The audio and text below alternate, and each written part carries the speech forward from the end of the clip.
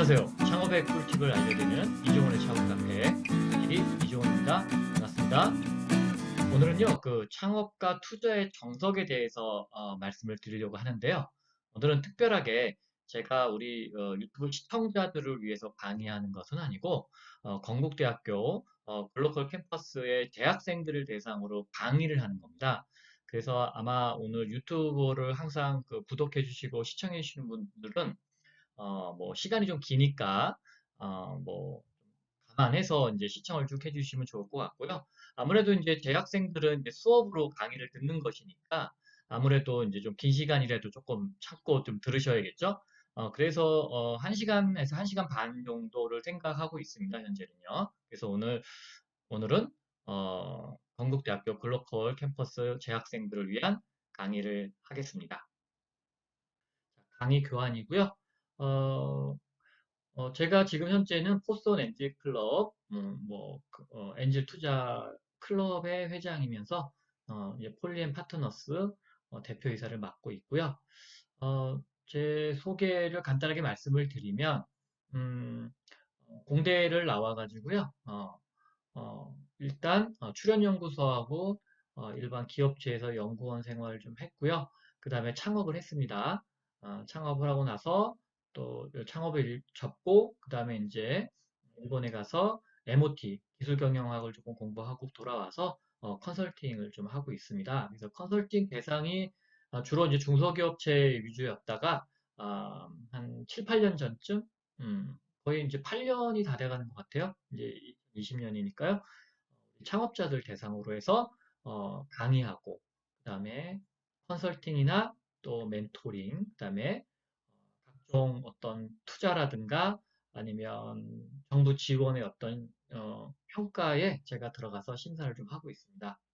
현재 활동하는 내역에 대해서 그렇게 좀 써드렸고요. 저는 2002년에 창업을 했습니다. 지문이식 솔루션 사업으로 창업을 했는데요. 여러분들 그 스마트폰에 갖고 계시는 지문인식 센서 있죠? 예, 그걸 제가 개발을 했고요. 그게 2002년에 개발한 건 아니고요. 그전에도 이미 그런 센서들은 있었고, 저는 스마트폰 창에, 예, 스마트폰 창에다가 이렇게 지문인식을 하는 지문인식 센서를 개발했어요. 상당히 일찍 개발을 했죠. 그 일찍 개발을 해서 망했습니다. 네. 여러분들도 이 창업을 하실 때 주의하실 게 뭐냐면, 소비자가 원하는 적기에 여러분의 아이디어가 제공이 되어야지 미리 만들거나 늦게 만들면 안 돼요. 그래서 적기가 상당히 중요한데 저는 이제 기술은 좋았는데 적기를 못 맞춘 실패 사례이긴 하죠. 다행히 이제 제 기술적인 특허를 이제 미국 회사가 사줘가지고 엑시스는 했습니다. 그래서 이제 밥은 안 굶고 있었는데 그래도 제가 원래 원했던 기업을 키우는 거였지만 뭐 그것에는 실패를 했죠. 그런 아쉬움을 늘 갖고 있어요. 그러다가 이제 제가 잘하는 분야를 가지고서 우리 중소기업 사장님들을 좀 돕다가 2012년도에 우연하게 창업자분들을 위한 강의를 하게 됐다가 창업자들을 위해서 내가 좀 해야 할 일이 있겠다 생각이 들어서 강의도 하고 그다음에 투자까지도 현재 활동을 하고 있습니다. 대략 제 강사의 이력은 이렇고요. 자, 오늘 주제가 투자입니다. 핵심이. 그리고 투자를 받으려면 뭐 그냥 일반인들이 투자받는 건 아니잖아요. 보통 기업이 투자를 받는데 기업도 뭐 큰 기업도 투자 받긴 하지만 여러분들한테 좀 맞는 컨셉이라고 생각이 들면 창업이죠. 그러니까 여러분들이 언젠가 한 번은 창업을 할 기회가 오실 거예요. 특히나 뭐 여대생분들 뭐꼭 이제는 시대가 바뀌었으니까 사회생활을 적극적으로 하셔야겠죠? 언젠가는 내 사업, 이런 것들을 좀 하실 필요가 있으세요. 그러면 투자 생각하셔야 되고요. 남자분들 당연히 뭐, 경제 활동을 하시고 또 직장 생활 하실 거지만 또 때가 되면 당연히 창업의 길을 들어서게 될 거예요. 그럴 때 반드시 투자를 받게 돼 있습니다. 왜 투자를 받게 돼 있냐면 대체로 이제 창업자분들이 자금을 가지고 있는 양이 좀 적어요. 그러다 보니까 자금에 받는 양이 좀 많이 필요하겠죠? 그러면은 결국에는 다른 사람의 돈을 가지고 와야 됩니다. 그래서 기본적으로 창업을 어떻게 해야 되고 또 어떻게 해야지만 투자를 받을 수 있는지를 오늘 다루려고 해요. 그런데 이제 상당히 많은 이야기들을 좀 하기는 해야 됩니다. 보통 뭐 한 3시간 정도, 많게는 한 4시간 정도를 다뤄야 되지만 여러분들이 그렇게 하면 다 주무실 것 같아가지고 중요한 부분들만 제가 추려서 말씀을 드릴 거예요. 그래서 한번 좀 말씀을 드릴 거고요. 미리 말씀드리지만 음, 제가 지금 화면에 영상이 나오잖아요. 이 영상은 좀 초기에만 나오고요. 강의가 진행될 때는 제 얼굴을 좀 가려놓을게요. 왜냐면 가려지는 부분들이 좀 존재할 것 같아가지고 제가 좀 염려가 돼서 그렇습니다. 제가 녹화하는 상황을 지금 제가 파악을 좀 못하고 있기 때문에 조금 진행하다가 제 얼굴은 좀 적고 그 다음에 강의의 주제로만 강의 앞만 보여드리도록 할게요. 자, 왜 투자가 필요한가? 첫 번째 주제입니다. 자, 여러분, 이 영상이 여러분들한테 주는 첫 번째 문제가, 질문이에요. 제가. 안 보이는 것 찾는 거예요. 안 보이는 것. 뭐, 가끔 안 보이는 거 찾으면 뭐 등대가 안 보여요? 뭐 사람이 안 보입니다. 뭐 그런 얘기 하시고, 물고기가 안 보여요? 해가 안 보여요? 그런데, 그거 다 답이 아니고요. 제가 원하는 거는 바람입니다. 혹시 바람이 보이시나요? 바람을 보이신 분은 좀 정말 창업하실 분이에요. 그리고 직장인이 되셔도 큰 흐름을 잘 보실 수 있는 직장 내에서 성공하실 수 있는 분입니다.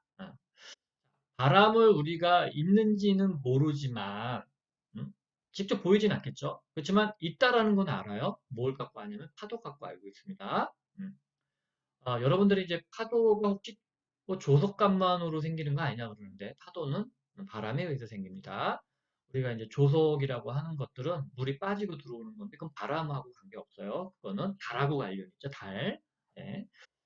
그걸 잘 모르시면 지구가 다시 한번 살펴보시면 될 것 같고요. 자, 혹시 이 영화 아세요? 관상? 이 영화에서 나오는 대사입니다. 김래경이라고 하시는 이분, 송강호가 연기했던 분이 맨 마지막 씬에 나와요. 관상장이다 보니까 사람 얼굴만 보고 살았는데, 사실은 관상보다 더 중요한 게 있다. 그게 바로 바람이다. 음, 바람이라는 건 뭐냐면 운명입니다, 운명. 아무리 그 얼굴을 보고 그 사람의 운명을 점쳐도 그 사람의 가야 할 정해진 운명이 있다면 그건 거스를 수 없다라는 거죠. 그래서 이 영화의 주제는 이제 그런 것들을 관통하고 있는데 저는 개인적으로 이런 사극들을 좀 좋아해요. 그래서 제가 좋아했던 영화의 한 편을 좀 가져다가 여러분한테 말씀드리는데요. 음, 여러분들이 이 장에서 파도를 늘 보고 사세요. 여러분들 눈에 보이는 현상만.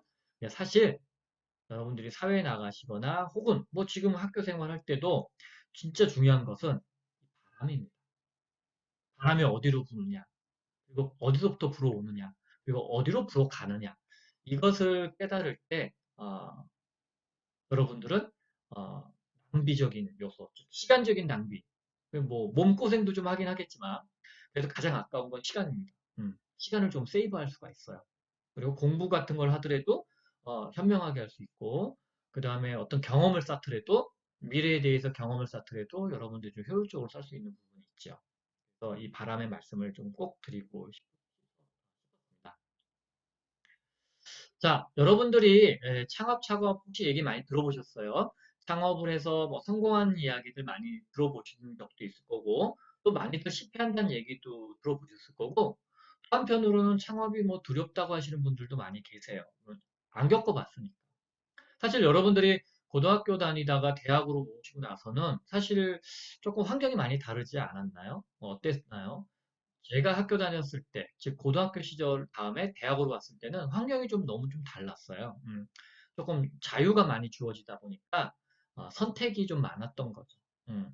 그런 것처럼 선택이 많다 보면 어떤 것이 좋은지 잘 모를 때가 많아요.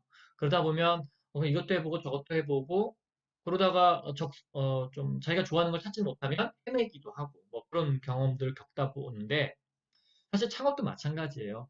창업을 하기 싫겠다고 하는 분들 소수 빼놓고는 대부분은 창업 생각 잘 안 하시고요. 취업 생각 많이 하시겠죠. 뭐 제가 보기에는 취업이나 창업이나 똑같습니다. 다만 뭐의 차이가 있냐면, 어, 스트레스의 차이가 좀 있어요. 창업은 초기 몇 년의 스트레스가 거의 이 직장 생활에서 얻을 수 있는 것의 대부분을 받는 거고요. 직장 생활은 조금씩 조금씩 나눠서 받는 거예요. 그러니까 여러분들이 스트레스의 총량은 같다. 창업은 초기에 많이 받고 뒤는 너무 행복하다. 성공하면. 만약에 직장인이다 그러면 조금 조금씩 나눠서 받는 거예요. 그 차이밖에 없습니다. 그러나 사람이 받는 일에 대한 스트레스 중에 대부분은 동일하다. 사이즈는. 자, 그런데 창업의 성공이 의외로 어렵지 않아요. 어렵지 않는데 사람들이 많이 잊고 있는 것들이 있어요. 사실 그런 것들 좀 조사해 보면 너무나 간단한 것들인데 사실 이게 간단하지만 또 이게 잘 뭐랄까, 해결하고 하기가 어렵죠. 그게 뭐냐면 가장 많이 망하는 이유가 이 다섯 가지입니다. 음, 장사를 하는데 고객을 몰라요. 저도 그랬습니다. 저도 18년 전에 그 지문인식 센서를 만들었을 때 제 지문인식 센서의 고객이 있다고 생각했어요. 물론 스마트폰에 그 당시에는 스마트폰이 아니라 그냥 일반 이렇게 뚜껑 달린 폰이었거든요. 요즘 삼성에서 뚜껑 달린 폰, 이렇게 폴더, 뭐 조개 폰 이렇게 나오는데 그게 20년 전에 다 그런 폰들이었어요. 거기에 지문인식을 달 거라 생각해서 단말기 회사가 고객이라고 생각했습니다. 잘못됐죠. 왜? 제가 단말기 회사 가서 이 지문인식 센서 살래 했더니 우리는 지문인식 센서 달던지 달지 않던지 우리는 중요하지 않다. 왜냐? 그걸 써줄 고객만 있다면 우리는 당연히 핸드폰에 지문인식을 채용하겠지만 고객이 없으면 우리 채용하지 않는다. 그래? 그러면 너의 고객은 누구니? 그랬더니 우리 고객은 통신사야. 이렇게 얘기했습니다. 그래서 제가 통신사를 갔어요. 그 SK텔레콤, 뭐 LG텔레콤, 뭐 이런 데 가가지고 혹시 주문인식에서 안 쓰니? 뭐 인터넷 뱅킹도 가능하고 그다음에 뭐 보안도 가능하고 하는데 했더니 통신사에서 우리는 데이터나든가 사람의 그 전화 통신을 하는 회사지 뭐 지문 뭐 이런 거 가지고서 뭐 인터넷 뱅킹하고 이런 거는 우리는 관계없다.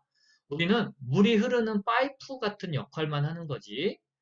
그거를 물을 보내고 이런 것들은 대부분 은행에서 한다. 그래서 은행에 한번 가봐라. 그래서 제가 또 은행에 갔어요.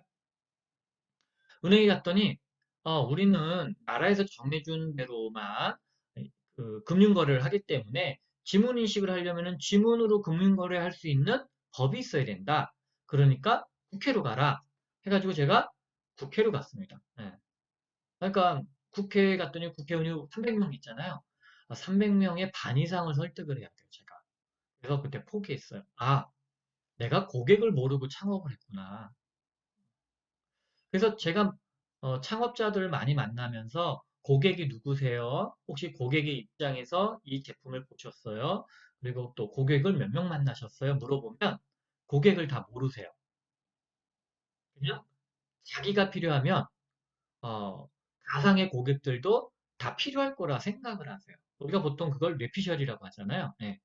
많은 창업자들이 실패하는 이유가 첫 번째가 고객이 필요한 거를 안 만들고 자기가 필요한 걸 만들어요. 그리고 고객이 누군지도 잘 몰라요. 저같이. 그렇게 해서 찾다가 결국 고객이 없는 걸 알게 되는 거죠. 자, 두 번째는 뭐냐면 시장의 니즈 파악을 못해서라는데 이게 시장의 니즈 파악이 뭔가라고 하실 텐데 이런 거죠. 18년 전에는 음, 전화기의 통신 속도가 중요했지. 그러니까는 뭐 예를 들면 문자를 얼마만큼 길게 보내고 동영상을 얼마만큼 긴 거를 보낼 수 있는지 큰 용량을 보낼 수 있는 건지 이런 게 핵심이었지. 뭐 지문인식이 달렸는데 안 달았느냐가 중요한 이슈가 아니었어요. 즉 핸드폰 시장에서는 지문인식이 니즈가 없었었어요, 사실. 근데 저 혼자서 지문인식 센서를 만들면 핸드폰 회사가 사줄 거야. 이런 생각으로 만들기만 한 거죠. 그래서 시장의 니즈 파악도 안 됐었던 거예요. 그러니까 고객도 없고 그다음에 지문인식 센서를 만들면 시장에도 이런 지문인식 센서의 필요성이 없었을 때였었어요. 그러니까 저는 1번, 2번을 통해서 망할 수밖에 없는 창업자죠. 근데 지금은 잘 알기 때문에 제가 어떠한 아이템을 보든 두 가지를 반드시 확인합니다. 고객이 있느냐, 시장의 니즈 파악을 했느냐. 자, 그런데 저는 또 한 가지 실수한 게 있어요. 바로 세 번째입니다. 혼자 창업을 했어요. 이게 정말 중요하더라고요. 특히나 요즘 시대에서는 정보화 시대잖아요. 그리고 이제는 정보의 전파 속도가 3개월이면은 지구상에 다 퍼져요. 음.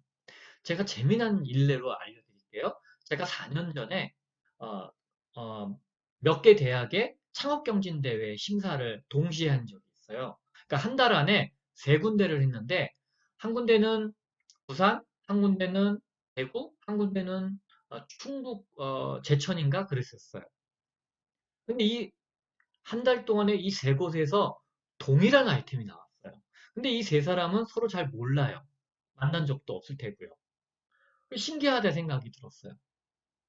근데 지금 제가 생각이 드는 건 뭐냐면 이 정보의 양이나 이 전파 속도가 빠르기 때문에 많은 창업자들이나 혹은 관심 있어 하는 분들의 정보의 격차는 상당히 작다예요. 그리고 시차도 별로 나지 않는다예요. 그러니까 한국에서도 뭐 한 달이면 다 똑같은 생각들을 하고 있는데 전 지구상으로 생각해 봤을 때 인터넷이나 뭐 혹은 모바일 통해서 석 달이면 다 누구나 동일한 생각들을 그리고 정보들을 보고 있다는 얘기죠. 이렇게 정보가 빠른데 정보의 속도도 빠르고 정보의 전파 속도도 빠른데 이걸 혼자서 뚝딱거리고서 여러분 개발한다고 생각해 보세요. 가능할까요? 그래서 요즘은 1인 창업자보다 2명 이상의 공동 창업자가 성공할 확률이 높다라고 많은 투자자들도 판단하고 있고요. 실제 통계청에서도 1인 창업자하고 2인 이상의 창업자를 비교해 보니까 3년이 지나고 나서의 생존율이 2배 이상 차이 나더라. 그런 통계치도 있습니다. 그만큼 팀빌딩은요, 지금은 선택이 아니고 필수입니다. 제가 18년 전에 창업했을 때도 저하고 유사한 아이템으로 창업한 회사가 있었는데요. 지금 코스닥에 상장돼 있어요. 무려 시가총액 한 4천억 정도 되는 회사인데요. 거기는 박사 4명이 공동 창업을 했어요. 저는 그때 석사하고 혼자 창업했죠. 경쟁이 될까요?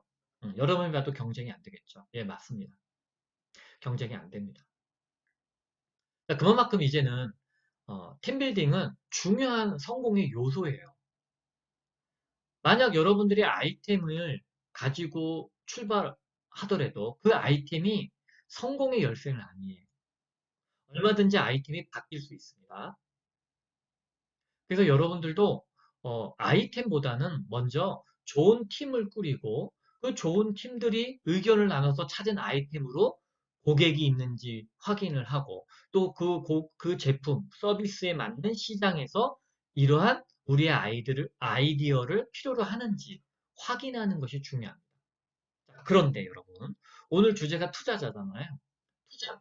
이 투자는요, 1번과 2번을 가지고 있는 이런 거를 1번과 2번을 파악하고 있는 3번 팀에 투자를 합니다.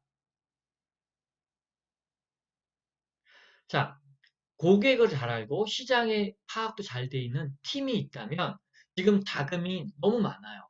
투자 자금들이 너무 많이 있기 때문에 이 투자 자금을 투자자들한테 투자해주고 있습니다. 아, 좋은 팀에다가 투자해주고 있어요. 이 투자받은 돈으로 직원도 뽑고 기술 개발도 하고 영업 마케팅도 해서 성장하는 겁니다. 쿠팡도 그렇고 마켓컬리도 그렇고 대부분이 투자받으면 마케팅 활동을 많이 해요. 이런 플랫폼들은 마케팅이 중요하거든요. 직방, 다방 뭐 이런 것들 여러분들 굿딱 뭐 이런 것들 다 대부분 플랫폼이잖아요. 플랫폼들은 마케팅이 정말 절대적으로 필요하고요. 이 마케팅은 돈에 비례합니다. 돈이 많은 사람이 유리해요.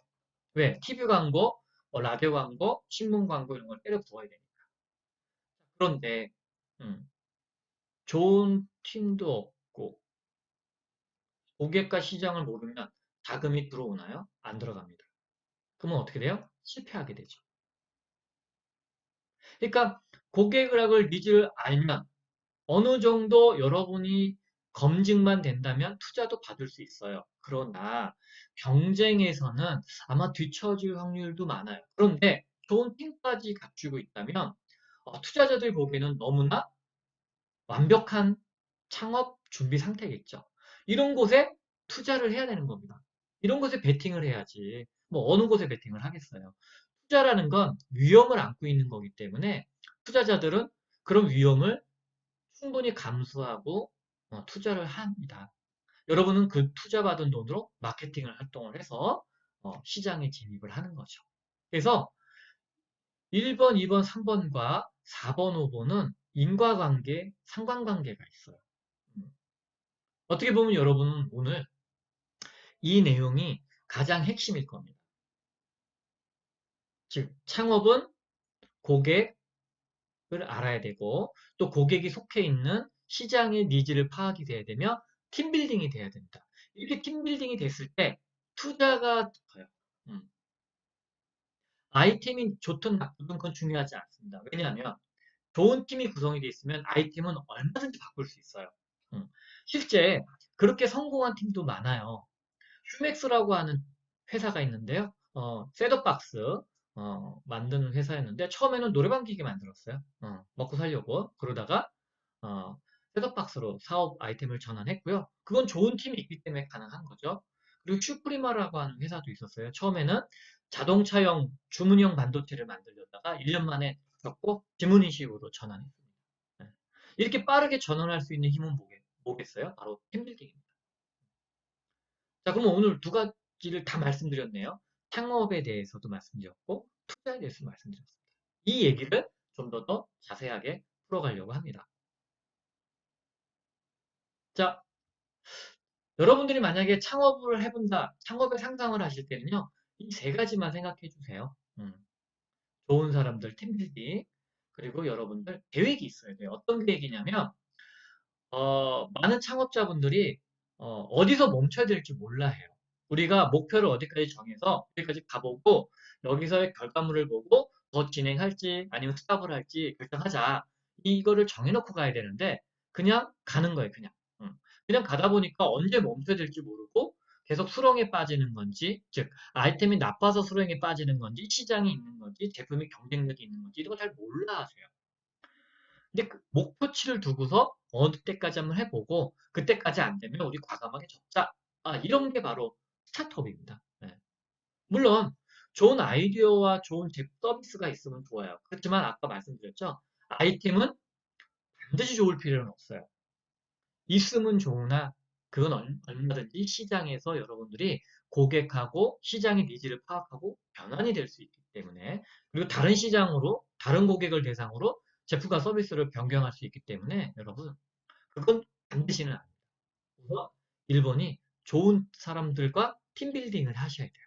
그리고 계획을 다 짜고 자금이나 이런 것들을 어떻게 쓸 건지. 그리고 좋은 아이디어가 있으면 한번 해보는 거죠. 그렇지만 좋은 아이디어라고 성공하는 아이디어는 아닙니다, 여러분. 실제 여러분들이 시장에 들어갔을 때 얼마든지 바뀔 수가 있어요. 그래서 이 세 가지만 기억해 주신다면 좋을 것 같아요. 자, 여러분, 사자 이야기를 한번 해드릴게요. 이 수사자들은요, 보통, 떻게 해서, 일생을 사냐면, 음, 이제 엄마로부터 태어나면, 이제 우리의 보호를 받고 커요. 그러다가 일정한 성년이 되면, 이제 우리 사람으로 치면, 이제 성년이 되는 거죠. 미성년에서 성년이 되면, 무리를 떠나서 혼자 살아야 돼요. 음. 그런데 여러분 뭐 보시다시피 이렇게 숫사자들은 이렇게 갈기가 있잖아요. 예. 갈기가 있기 때문에 혼자서는 사장도 못하고 갈기가 있기 때문에 너무 노출이 쉬워요. 그러니까 내가 잡아먹으려고 하는 사냥감들한테 노출이 잘 돼서 사냥의 실패를 잘해요. 그래서 대부분의 숫사자들은 무리를 떠나서 거의 대부분 죽습니다. 그런데 현명한 숫사자들은 둘 셋이 모여요. 그래서 둘 셋이 모여서 협동을 합니다. 그리고서 사냥도 같이 하고 힘도 같이 길러서 그 다음에 내가 들어가야 될 무리들을 찾아서 무리에 합류하는 형태를 띠고 있어요. 자, 혼자서 살아남는 숫사자는 절대 한 마리도 없습니다. 일단 굶어 죽으니까요. 음. 그래서 사자들도 본능적으로 아는 거예요. 젊은 사자들은 합쳐야 됩니다. 팀빌딩을 해야 된다는 건 이 사자에서 볼 수가 있죠. 그래서 여러분들이 이 영화, 라이온 킹이라는 만화 영화죠. 이 영화가 바로 이런 세렝게티의 초원지에 사는 사자들을 대상으로 만든 이야기예요. 자, 힘을 이루는 사람들의 이야기들은 너무나 많아요. 인류 역사상에 너무나 많고요. 뭐 또 여러분들 잘 아는 뭐 빌 게이츠, 그다음에 스티브 잡스 돌아가신 스티브 잡스라든가 이런 분들 다 팀빌딩입니다. 여러분이 찾아보면 금방 나와요. 예. 여러분들이 이제 여기서부터는 누가 투자를 해주냐부터 얘기를 해드릴게요. 음. 자, 우리나라에는 여러분들한테 투자해줄 사람들이 많아요. 대부분 엔젤 투자자라고 하는 분들이에요. 이런 엔젤 투자자분들은 본인이 사업으로 성공하셨던 분들, 아니면 현재 사업을 유지하고 계신 분들, 아니면은 이제 대기업에 계셨다가 나오셔서 재능 기부로 이런 멘토링을 해주시면서 그다음에 투자도 해주시는 분들이 있으세요. 이런 분들이 대체로 엔젤들이신데, 이런 분들이 초기에 창업자 여러분들을 보고 만나고 이야기를 들어보고 판단해서 투자를 해줍니다. 많은 돈은 아니에요. 뭐 적게는 수천만 원에서 많게는 몇 억까지는 해줍니다. 예. 이런 엔젤들이 전체 투자 시장을 주도하고 있어요. 여러분들도 아마 창업이라고 하는 것들을 선택을 하시게 되면 음, 이런 분들을 만나실 수밖에 없어요. 역사 속에서 대박난 투자 한번 알려드릴까요? 콜럼버스는 그 스페인 사람이잖아요. 그죠? 그런데 포르투갈의 어, 그 이사벨 여왕한테 가서 그 투자를 해달라고 합니다. 그래서 내가 배를 가지고 그 신세계를 탐험하면 반땅합시다. 이렇게 합니다. 그래서 이사벨 여왕이 어, 콜럼버스한테 투자를 해줘요. 그래서 진짜 신세계를 발견하고 대박이 나죠. 네. 자, 또 동양에도 있어요. 진시황제 아버지인데요. 자초라고 하죠. 진시황의 아버지, 황제의 아버지니까 얼마나 대단하겠어요. 그죠? 그 아버지한테 자기의 전 재산을 베팅하신 분이 계세요. 투자하신 분이 계시죠. 호대박 났겠죠? 네, 왜? 황제의 아버지니까. 황제의 아버지가 되셨으니 이분이 얼마나 크게 성공했겠어요. 그죠? 그래서 자세한 얘기는 여기에 있습니다. 자, 여러분들한테 이 사례는 그냥 한번 읽어보시고요. 자, 아까 말씀드렸던 것처럼 여러분들이 이제 창업이라고 하는 걸 하게 되면 어쨌든 자금이 부족할 수밖에 없어요. 그쵸? 그 여러분들은 그 자본을 갖고 계신 분들한테 여러분의 아이디어를 설명을 하고 그 자금을 좀 받아 오셔야 돼요. 그러려면 그 자금을 갖고 계신 분들이 여러분한테 무슨 얘기를 듣고 싶어 하냐면 아까 말씀드렸죠. 고객은 누구고 그 시장의 니즈는 어떻고 그럼 어떻게 창업자들이 구성되어 있는지 이걸 궁금해하세요. 그 여러분들이 그걸 얘기해 드리면 투자자분들이 판단을 하고 괜찮다 싶으면은 투자를 해줍니다. 음. 그러니까 대부분들이 이런 패턴을 거치는데 여러분들이 처음에는 낯설은 거죠. 어디 가서 돈을 구해보는 게 낯설다 보니까 어떻게 진행을 해야 되는지 잘 모르세요. 그런데 요즘은 어렵지 않습니다. 왜냐하면 이런 엔젤 클럽이라든가 엔젤 투자협회 뭐 이런 데서 그리고 또 각종 행사 같은 데서 여러분의 아이디어를 경진대회 같은 데 올리고서 들어봐요. 그럼 심사위원이나 그냥 청중 중에도 투자자들이 계세요. 그래서 여러분들한테 연락처를 주고 연락 한번 하자고 한번 따로 만나자고 하는 경우가 더 있습니다. 근데 만약에 여러분들이 이런 걸 찾지 않고 그리고 여러분의 아이디어에 대해서 검증 절차 없이 그냥 한번 해보는 거예요. 음. 그러다가 이거 될 것 같아.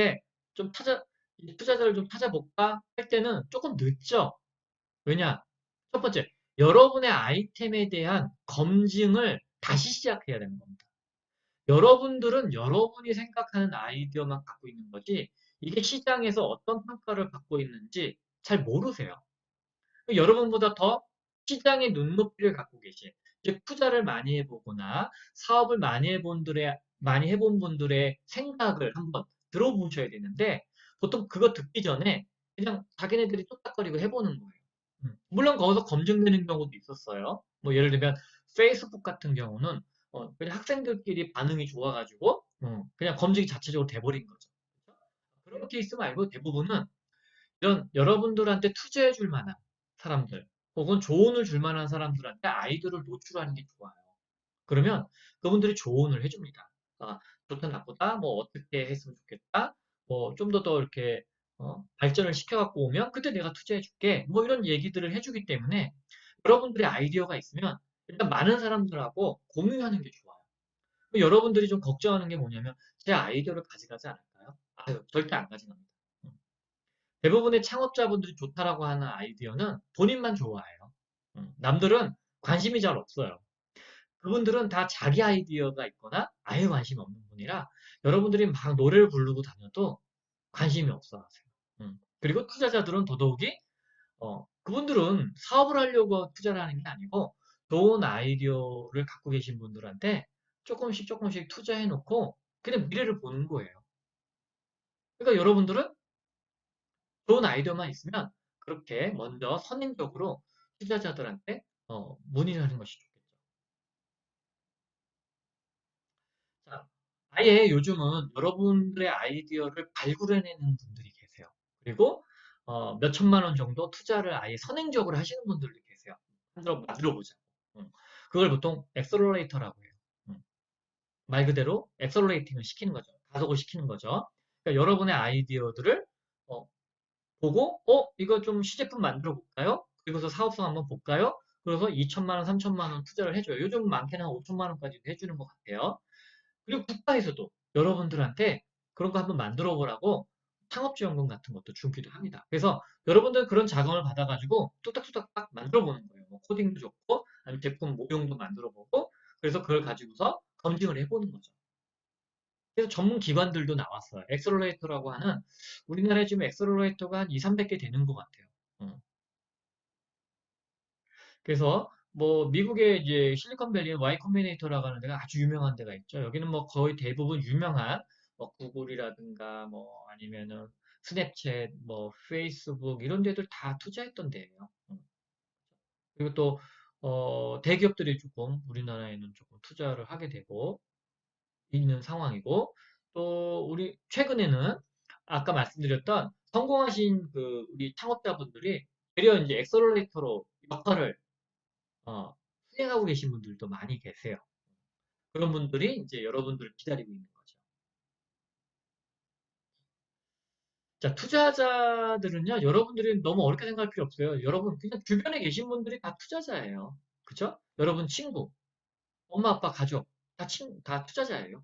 그러니까 여러분들이 보통, 이 창업을 하겠다, 무슨 아이디어가 있어서 이런 것들을 설명해 보는 어떤 기회가 없어서 그렇지, 사실 투자자라고 별로 뭐 따로 있는 건 아닙니다. 자격이 있는 것도 아니고요.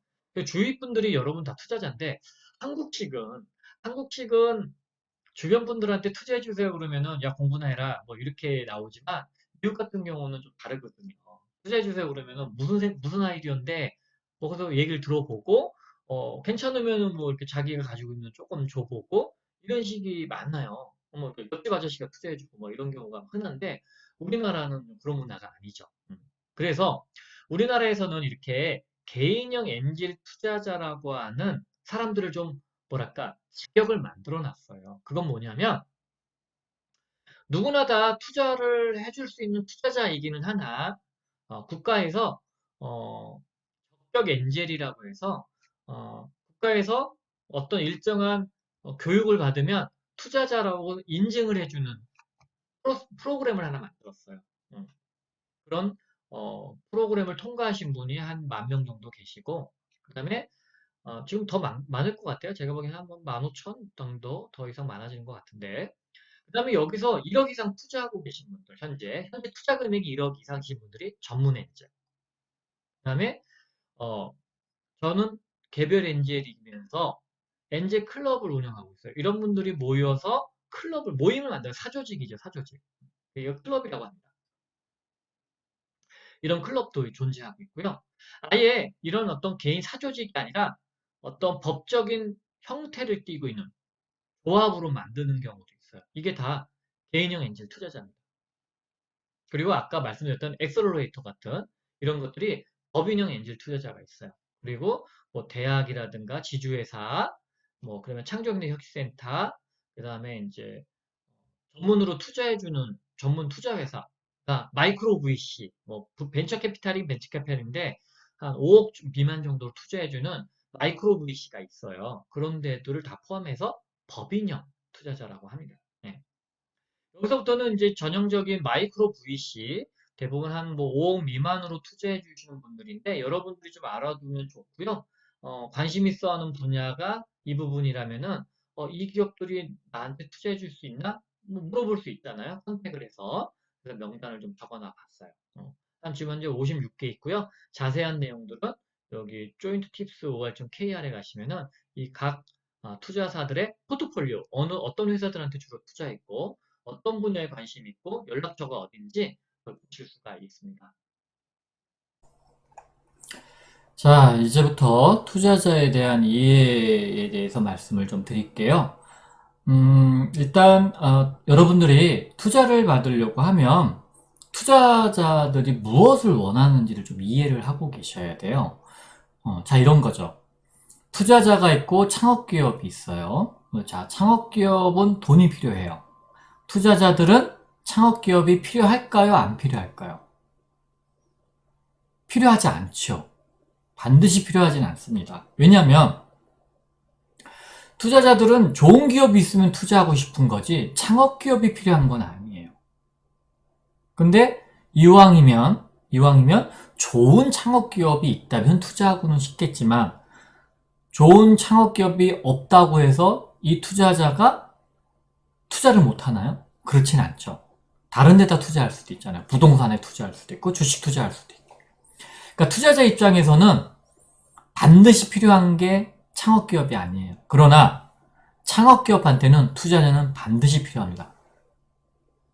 자, 그러면 여러분들이 창업기업이에요. 그럼 투자자들이 어떠한 생각들을 하고 창업기업을 바라보는지 안다라는 게 큰 도움이 되겠죠. 그쵸? 네. 그래서 한번 이제부터 이 얘기를 해볼게요. 대부분 창업기업들은요, 돈을 쉽게 빌려요. 우리나라 같은 경우가 이렇죠. 창업을 하신 분들이 대부분 돈을 먼저 빌려요. 왜? 이 투자라고 하는 것을 너무 어렵게 생각하다 보니까 투자자들보다 그냥 내 돈으로 할 거야. 내 돈으로 하면 다 돈 벌 수 있어. 이런 착각들을 많이 하세요. 그래, 아니면 뭐 자기 돈 정도? 아니면 뭐 친구나 가족 돈 정도? 그다음에 정부 지원금? 뭐 이런 식으로 하는데 진짜 여러분들이 받아야 되는 엔젤 투자자라든가 VC 돈은 먼저 찾지 않고요.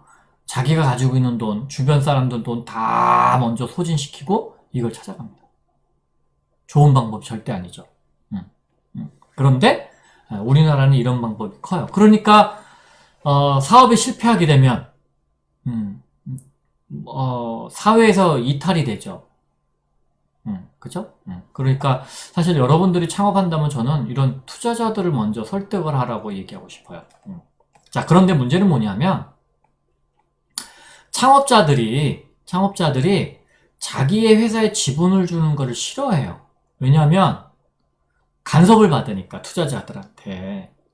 그런데 투자자라면 창업자가 성공하고 투자자들 돈을 버는 부자가 목적이야. 그러면 당연히 여기에 투자하고 싶겠죠? 그러나 목적이 내 회사를 가지는 거야. 나의 왕국을 구축하는 거야. 그러면 이런 것엔 투자 안 하려고 하겠죠. 그러니까 여러분들이 마인드가 오픈 마인드여야 되고 파이를 같이 키운다라고 생각해야 됩니다. 그러니까 물론 투자자들 중에 그런 사람들도 있어요. 뭐 경영권도 뺏고 뭐 이렇게 나쁜 생각만 하는 사람도 있는데 대다수 투자자들은 같이 크려고 합니다. 같이 크려고. 물론 여러분들이 운이 나빠서 그런 나쁜 사람 만날 수도 있지만 대부분은 좋은 사람이 만날 확률이 높다 생각하시면 좋아요. 자, 여러분들이 투자한다 그러면은 대부분 뭐 창업자분들이거던가 아니면은 여러분들은 채권 발행이 안 됩니다. 뭐 기업의 신용도가 없으니까. 그죠? 대출을 받는가든가 하는 방법으로 여러분들이 자금을 마련하는 게 제일 쉽다. 그래서 이 부채를 제일 많이 일으켜요. 근데 문제는 뭐다? 부채는 반드시 갚아야죠. 근데 매출이 안 나고 돈을 못 벌어. 갚을 수 있나요? 못 갚죠. 그래서 망하는 겁니다. 여기서 망하는 거예요. 내 돈이야, 내 돈이야. 그냥 다 쓰고 없으면 말면 돼요. 그쵸? 근데 남의 돈은 갚아야죠. 자, 그런데 문제는 뭐냐면 여러분들이 내 돈만 가지고 할 수 있다면, 남의 돈 안 갖고 빌려오지 않고 내 돈으로만 할 수 있다면 얼마나 좋겠어요. 그러나 여러분들이 제일 중요한 건 뭐냐면 내가 가진 돈으로 시작을 먼저 하더라도 언제쯤이면은 다 소진이 되는지 계산을 해야 되고, 그 소진이 되기 이전에 다른 자본들을 끌어들일 준비를 하셔야 돼요. 돈 떨어지고 나서 돈 구하러 다니면 안 됩니다. 물론 투자금이 들어오기 전에 잠시 돈을 빌려오는 건 괜찮아요. 투자자가 투자하기로 했는데 아직 시간이 안 됐어. 그렇지만 우리 회사가 좀 버티기가 어려워. 그럴 때는 당연히 뭐 조금 자금을 융통하는 건 나쁘지 않아요. 부채가 그럴 때 쓰라고 있는 거니까. 그쵸? 그런데 투자가 안 와. 내 돈은 다 썼어. 더 이상 쓸 돈이 없어? 투자자들은 투자 안 해줘. 그냥 부채를 가져다가 써요. 그거 어떻게든 살 거야 라고 생각은 하지만 절대, never. 안 됩니다. 물론 자기 자본을 가지고 여러분 돈 가지고서 매출이 바로 난다면 뭐 제일 좋죠. 부채를 적당하게 일으키면서 계속 매출을 내면은 어떻게 보면은 투자를 받을 수 있을 때까지 시간적인 것이 여유가 있을 수 있어요. 그쵸? 근데 매출이 대부분 안 나기 때문에 자기 자본은 거의 다 소진이 되고, 자기 돈은 다 소진이 되고, 빌릴 수 있는 돈밖에 안 남는데, 이 빌리는 돈만 가져온다고 하면 답이 없잖아요. 왜? 못 갚으면 큰일 나니까. 그러니까 투자가 반드시 선행이 돼야 되는 거죠. 그쵸? 그럼 여러분들은 어디로부터 투자를 또 많이 하냐면 3F, 친구들, 가족, 그 다음에 주변에 돈 많은 멍청하신 분, 이런 분이 있으면 진짜 좋아요, 여러분. 이분들 중에서 최고예요, 최고. 돈을 잃어버려도 뭐 잘 화도 안 내요. 잘 몰라요, 돈을 어디다 투자했는지. 돈이 너무 많아서. 이런 분들이 주변에 있으면 여러분 나라를 구하신 분이에요. 근데 여러분은 대부분 친구나 가족들하고 이제 돈 거래를 하면서 상처를 많이 받아요. 그리고 여기들도 상처받고요. 그죠? 그래서 가족과 친구 간은 돈 거래를 안 하는 게 좋긴 한데, 사업하다 보면 또 손 벌릴 데가 여기밖에 없는 거죠. 빠르게 자금은 받을 수 있지만 그게 금액이 크지는 않아요. 친구들이나 가족들이 큰 돈 주나요? 잘 안 줘. 그리고 뭐 내 사업을 보고 투자해 주겠어요? 그냥 아무 생각 없이 주는 거예요. 그냥. 그쵸? 그리고 뭐랄까, 그냥 여러분을 보고, 그냥 여러분의 자신을 보고, 친구를 보고, 그냥 내 가족이니까 하고 그냥 주는 거지, 그냥 막연한 그냥 기대감만 있는 거죠. 근데 이게 잘못돼 봐요, 여러분. 인간관계 다 무너지고, 뭐 가족도 끝나고, 뭐. 그러니까 여러분들이 돈을 구할 때 차라리 야 그냥 기부 좀 해달라고 하는 게 나아요. 아니면 투자해달라. 투자해달라. 여러분들 친구한테 돈 꾸지 마세요. 그냥 투자해달라고 하세요. 자, 그럼 투자라는 건 뭐예요? 위험을 같이 나눠 갖는 거잖아요. 그러려면은 친구가 위험을 같이 나눠 가지려면, 그러면 얘기해봐. 너 그 돈 어디다 쓸 거야? 그럼 나도 위험을 부담을 안아야 되니 네가 알려줘야 돼. 그럼 여러분들은 친구한테 알릴 수 있을 만한 일을 하기 위해서 그 돈을 빌리는 거예요. 절대 나쁜 짓 하려고 하면 친구한테 얘기도 못 하죠. 그죠? 그러면 더 안전한 거잖아요. 그런데 여러분이 꼭 빌려. 이거는 친구가 알 필요가 없어요. 그냥 돈만 나중에 받으면 되니까 여러분들이 그 돈을 가지고 나쁜 짓 해도 제어가 안 되죠. 그러니까 오히려 차라리 여러분 친구들한테 투자를 받는 게 나아요. 그러면 친구가 내 일에 개입을 하거든요. 그리고 그게 위험한지 아닌지도 판단도 해주잖아요. 근데 친구가 야 투자는 아닌 것 같다 그러면 차라리 기부를 해달라. 그런 게 나을 수도 있죠. 아니면 가장 좋은 방법은요, 투자자를 찾아가는 방법이 제일 좋아요. 그럼 여러분의 아이디어나 여러분의 어떤 그 기업을 해 나가는 어떤 여러 가지의 조언들을 좀 주면서, 그쵸? 그리고 때로는 여러분들한테 동기부여도 시켜요. 때로는 그냥 여기서 그만둬라 라고 하는 조언도 줍니다. 그거는 이제 투자자들마다 성향이 다르니까 줄 수도 있고 안 줄 수도 있는데, 저 같으면 줍니다. 그리고 정부에서 창업하라고 요즘 돈을 많이 줘요. 한 1억씩 줍니다. 1억씩. 그런 돈도 활용하면 좋지요. 그쵸? 그러니까 여러분들이 투자 받는 게 제일 좋아요. 왜 그러냐면 투자해 주시는 분들이 시장의 눈높이를 좀 갖고 계신 분들이 많거든요. 즉 시장이라는 건 뭐냐면 여러분들이 창업을 하고 시장에 나갔을 때 생존할 수 있는 확률이 그만큼 높다라는 뜻이에요. 근데 나라 지원금은 평가는 하긴 하지만 투자자만큼 자기 돈을 넣는 게 아니니까, 그쵸? 나라 돈이잖아요. 그러니까 돈은 남이 주기 때문에 심사를 FM대로 해줄 수가 없죠. 그리고 지원자 중에서 줘야 돼. 그쵸? 그러나 투자자들은요, 지원자 중에서 투자하지 않아요. 않을 수도 있어요. 내가 마음에 안 들면은 마음에 드는 창업자가 나올 때까지 기다리는 거죠. 그죠? 자, 엔젤 투자자들은요, 대체로, 투자에 대한 안목이 아주 높지는 않습니다. 물론, 엔젤 투자자 중에 투자를 업으로 하셨던 분들은 상당히 눈높이가 있으시겠지만, 대체로 이렇게 눈높이가 높지 않아요. 그리고 금액이 이렇게 크지도 않습니다. 작은 금액이지만, 그리고 또, 전문성은 떨어지지만, 투자에 대한 전문성은 떨어지지만, 좋은 점은 있어요. 바로 인맥입니다. 그 사람이 갖고 있는 인맥. 저도 제가 투자 전문하는 사람이 아니잖아요. 그죠? 그리고 또 제가 뭐 몇 억씩 투자해주는 사람이 아니잖아요. 소액으로 투자해주지만, 대신 제 네트워크, 제가 투자해주고 여러분 회사 잘 되라고 제가 아는 사람들 총동원을 해서 여러분 기업을 도와주죠. 그래서 엔젤 투자자의 핵심은요, 바로 이 인적 네트워크에 있어요. 자금이 아닙니다, 사실. 그러니까 여러분들이 엔젤 투자자 받을 때는요, 엔젤 투자자의 돈만 보시면 안 되고요. 그 엔젤 투자자가 나를 어떻게 바라보고 어떻게 그 사람의 네트워크에 나를 넣어줄 수 있는가, 이런 것도 같이 봐야 되는 거예요.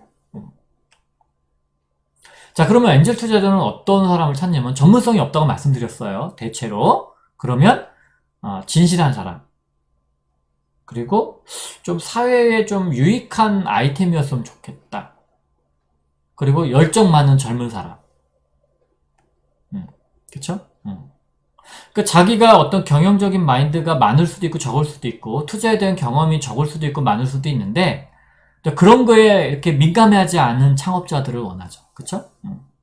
그리고 또 그런 분들이 뭐 전문 지식은 좀 없더라도 경험은 짧더라도 자기의 인적 네트워크를 동원해서 여러분을 도와줄 수 있습니다. 그러니까 엔젤 투자는 돈만 보면 안 돼요. 근데 벤처 캐피탈은 물론 여기도 네트워크가 있어요. 좀 더 체계화된 네트워크가 있죠. 대신 여기는 자금이 투자금이 커요. 상당히 크기 때문에 전문성 있게 투자해주고, 여러분들이 전문 투자 기업으로부터 투자를 받으면 엔젤 투자자가 투자해준 것보다 훨씬 더 시장에서 생존할 확률이 높다라고 보셔도 좋습니다. 왜? 이분들은 직업이 투자하는 거잖아요. 그쵸?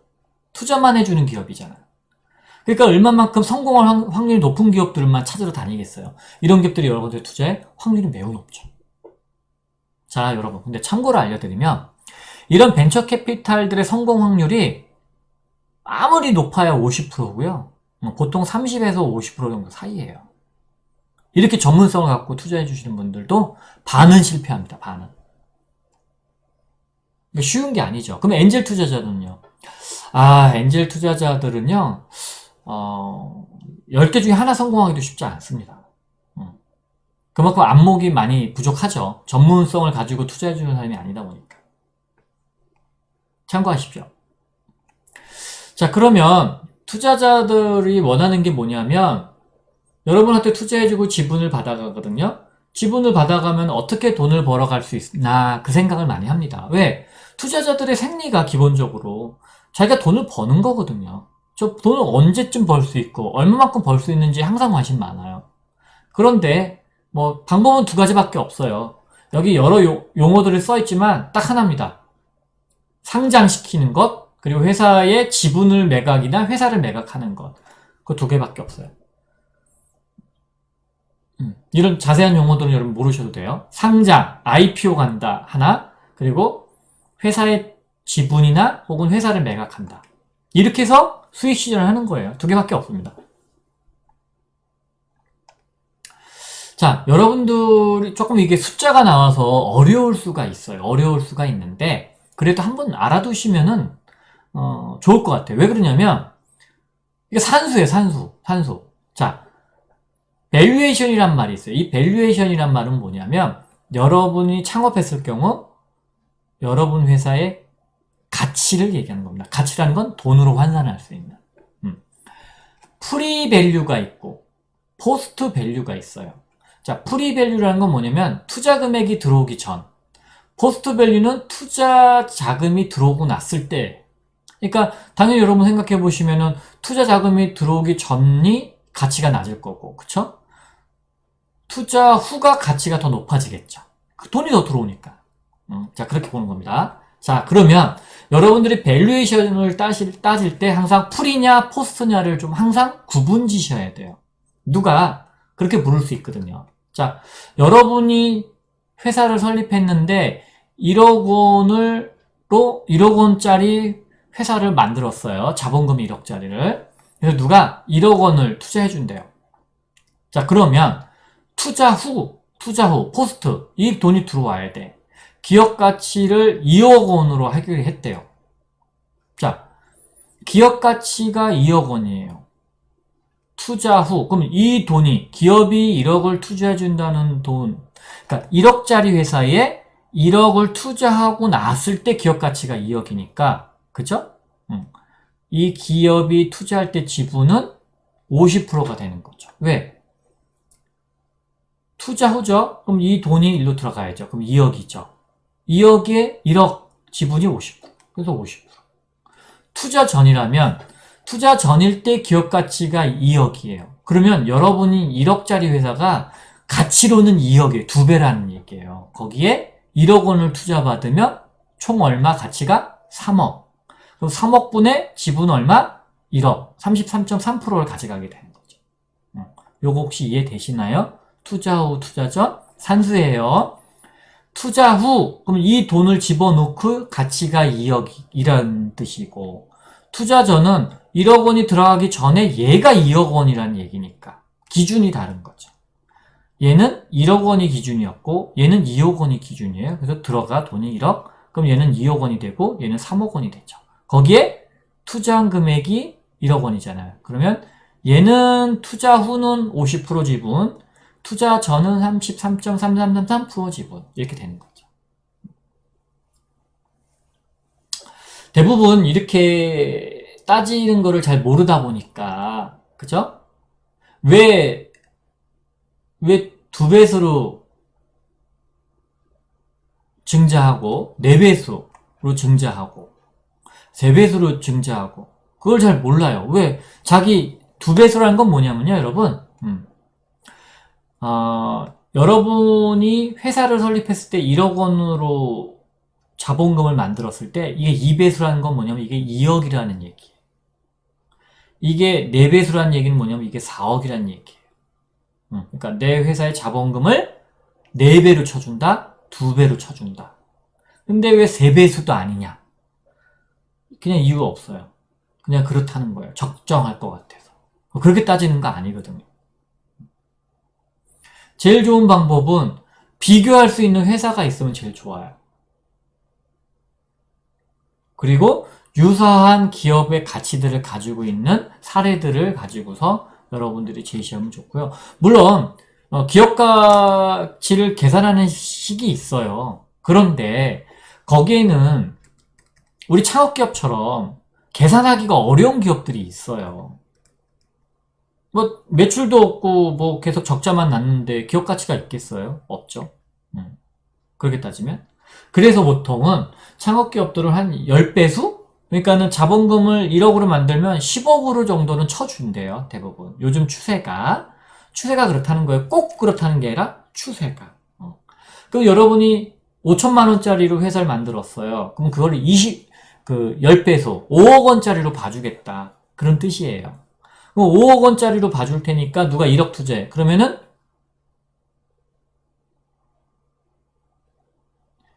5억 플러스 1억. 6억에 1억이니까 6분의 1 지분을 주게 되는 거죠. 그죠? 그러니까 여러분들이 투자 들어오기 전에 여러분 회사를 10배수 봐준다고 했잖아요. 10배수. 그러면 10배예요. 그러면 5천만 원짜리 10배는 5억. 그쵸? 그럼 1억이 투자가 들어와. 그럼 총 6억에 1억이 투자 지분이 되겠죠. 그 얘기 하는 겁니다. 그 얘기. 자, 요런 얘기가 또 있어요. 자본금이 2억. 그러니까 2억 원을 들여서 회사를 만들었어요. 그래서 증자 후에 50%의 지분을 주는 것으로 하고 6억 원을 조달했대요. 그러니까는 2억 원짜리 회사인데 증자 후에 50%를 주기로 했대요. 증자하고 나서 50%를. 자, 그러면 6억 원을 받아 갖고 왔어요. 그러면 50%의 지분을 주기로 했다면 기업 가치가 그쵸? 기업 가치가 증자 전에는 6억이라는 얘기예요. 6억. 그리고 증자 후가 12억으로 본 거죠. 왜? 6억을 조달했는데 50% 지분을 준 거잖아요. 그러니까 12억의 가치가 있어야 6억 원에 50% 지분을 줄 수 있는 거잖아요. 그래서 증자 후는 6억 원이 들어오고 났을 때 50%를 주는 거니까 증자 후의 가치는 12억이 되는 거죠. 그러면 12억에 기업 가치가 12억인데 들어온 돈이 6억이야. 그럼 남은 6억은 원래 기업의 가치였다는 얘기죠. 원래 기업의. 증자 전의 가치가 6억 원이었으니까 2억 원을 6억으로 봤으면 몇 배 쳐준 거예요? 3배. 쳐준 겁니다. 산수예요, 여러분. 어렵나요, 이 얘기가? 예. 한번 그냥 이해 한번 보시라고 예를 한번 들어준 거예요. 자, 만약에 투자를 받는다라고 할 때 기업 입장에서 고려해야 될 건 뭐냐면, 이 돈이 들어오면 우리 회사가 뭐가 좋아지지? 당연히 회사의 지분이 변화가 일어나요. 왜? 투자자 지분이 들어오니까 변화가 생기죠. 그쵸?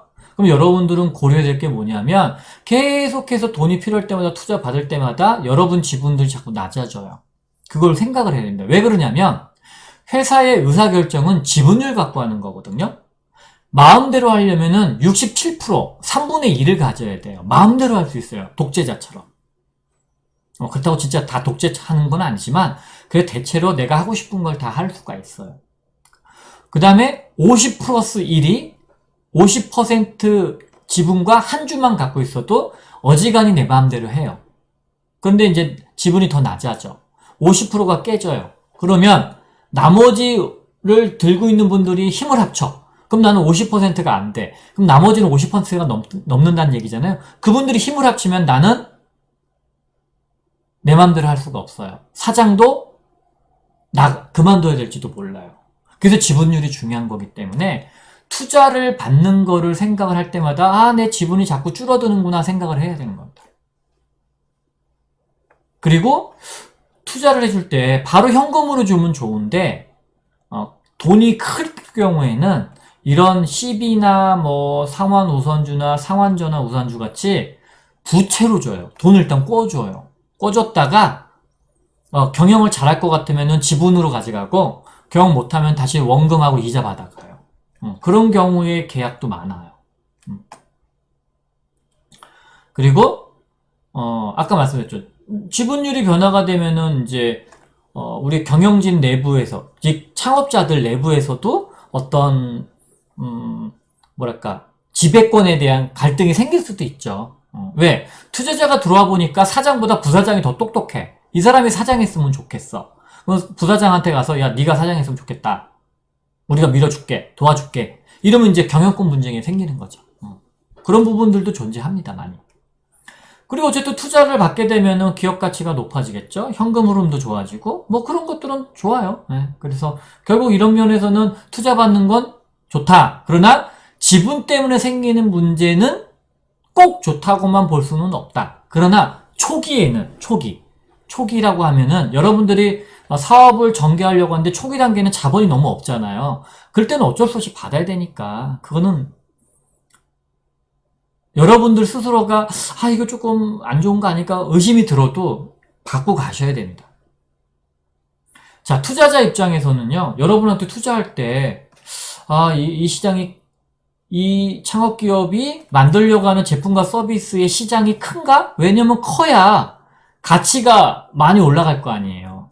그리고 아주 크게 클 수 있는가? 왜냐면 당연하죠. 1억 투자하고서 100억 벌고 싶고 1000억 벌고 싶은 게 투자자의 욕심이잖아요. 그죠? 그리고 우리 투자자가 창업자가 약속했던 대로 회사를 키워가고 있는 건가? 뭐 이런 것들. 그다음에 창업자의 역량, 뭐 학력, 경력, 실력 등 이런 걸 좀 궁금해 많이 하죠. 그리고 이 창업자가 약간 돈키호테인가 조금 이렇게 모범생이라서 좀 이렇게 사고하는 방식이 이렇게 좀 체계적이고 이성적인가? 뭐 이런 것들 궁금하거든요. 그 다음에 아까 말씀드렸죠. 제일 중요하다고. 투자자들은 자기 돈 버는 거에 관심 많거든.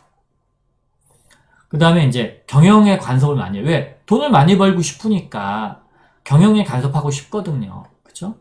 이런 부분들.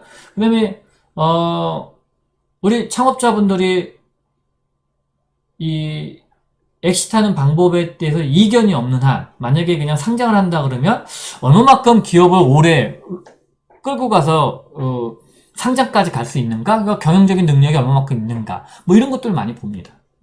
그러니까 이런 것들에 맞춰서 여러분을 보고, 여러분은 이런 것들로 보고 투자를 받아야 되는 거. 그쵸? 서로 입장이 다르죠? 자, 여러분들, 한국 사람이 제일 못하는 게 뭐냐면, 이 협상을 못해요. 뭔가 얘기를 하면, 에이, 마음에 안 들어. 기분 나빠. 안 해! 이런 게 너무 많아요. 남녀 관계도 마찬가지예요, 여러분. 여러분들 뭐 대부분 여자친구, 남자친구 데이트를 하시니까, 서로, 이렇게 대화하는 와중에 뭔가 어디 여행을 가기로 했어. 그러면 여행 가는 와중에 서로, 이거 어때, 저거 어때, 이렇게 의사를 나누면서 조율하지 않고, 나 이거 좋으니까 이거 가야 돼. 무조건 따라와. 이러면 싸움 나잖아요. 그쵸? 똑같아요. 투자라는 것도요, 여러분. 투자자와 창업자가 서로 계속 의사를 주고받고 해야 돼요. 핑퐁, 핑퐁, 핑퐁. 이렇게. 근데 창업자가 이만큼 투자해주세요. 그러면 투자자가 안 해요. 끝. 그러면 창업자는 저 투자자 우리한테 관심 없나 봐. 이런 게 아니에요. 그러면은 왜 안 되는지 의견을 좀 주시면 제가 다시 검토하겠습니다. 하고서 또 다시 그 의견을 들어다가 투자안을 또 다시 투자자한테 주고 이런 과정들을 거치셔야 되는데 그걸 잘 안 하세요. 창업자분들이. 그리고 투자자가 이 정도 줬으면 좋겠어요. 라고 딱 얘기하면 또 삐져요. 여기 도둑놈이다. 이러면서. 저도 많이 겪어봤고, 저도 많이 또 그렇게 투자자를 오해하기도 하고 막 그래서 봤어요. 저는 양쪽 입장을 다 해봤으니까. 그쵸? 그래서 여러분들, 절대 투자자를 생각할 때는 결혼 상대자라고 생각을 하세요. 그래서 오랜 시간 길게 보셔야 돼요. 그러니까 한 번 만나서 투자해주세요. 투자 안 해. 끝. 이게 아니고요. 데이트 하듯이 좀 길게 시간을 여유 있게 가져가면서 서로의 입장이나 의견들, 좋아하는 거 이런 것들을 알아봐서 결혼하는 거하고 똑같이 연애하고 결혼하는 거하고 똑같이 서로가 원하는 것들을 탐색하고 의사를 주고받고 하면서 결정하는 게 좋습니다. 자, 여러분 이런 거죠. 뭔가 협상을 할 때는 가장 제일 좋은 포지션이 반반이에요. 절대 안 싸웁니다. 반반은. 그런데 투자는 반반이 될 수가 없어요. 여러분이 투자하면서 회사 지분 50%를 달라. 이러면 창업자가 주겠어요? 안 주죠. 그쵸?